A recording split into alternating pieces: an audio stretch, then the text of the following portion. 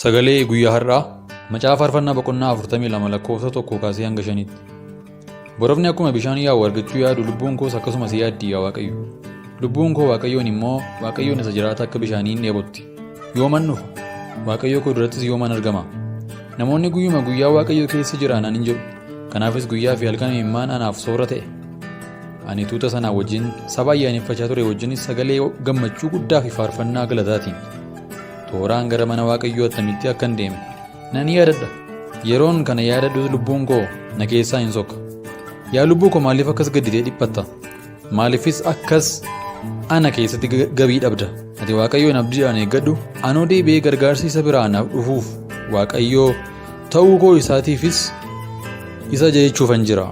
Sagaleen Waaqayyoo iddoo kanatti kan inni dubbatu Waaqayyoon argachuu kan dandeessu yoo lubbuun kee yookaan yoo lubbuun keenya Waaqayyoon dheebottedha qofaadha. Akka isa argannuuf isa fedhuuf hawwuu qabna. Yeroo yaadaaf qalbii keenyaa waa'ee jireenya keenyaa fi waa'ee bultii keenya isa booriitiif jennee har'a biizii ta'a oolla. Galgalammoo manatti galee rafna. Utuu Waaqayyoon hin yaadiin hin dheebotinii yeroo keenya dabarsina jechuudha.